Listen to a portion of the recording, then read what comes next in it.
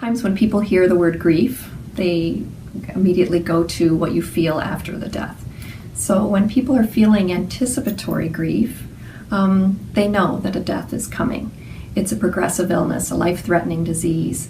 And knowing that, you start to feel the grief, of course, before the death. So just being given the news, given your diagnosis, talking about a prognosis.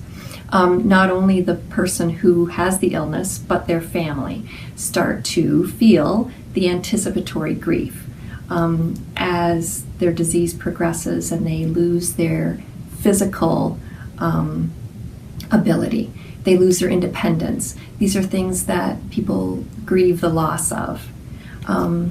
It's a time for people to have the conversations they need to have. They need to anticipate that the death is coming, leave nothing unsaid, to try not to have any regrets. So just to kind of, as they say, sort of have your affairs in order.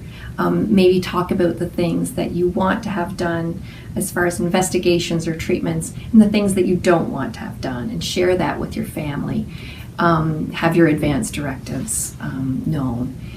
And just sort of things like that. Anticipatory grief, some people don't recognize it as grief, but if they can see what it is and work through that and cope with it, it actually will it has an impact on how they grieve afterwards. Some people do a lot of their grieving before the death.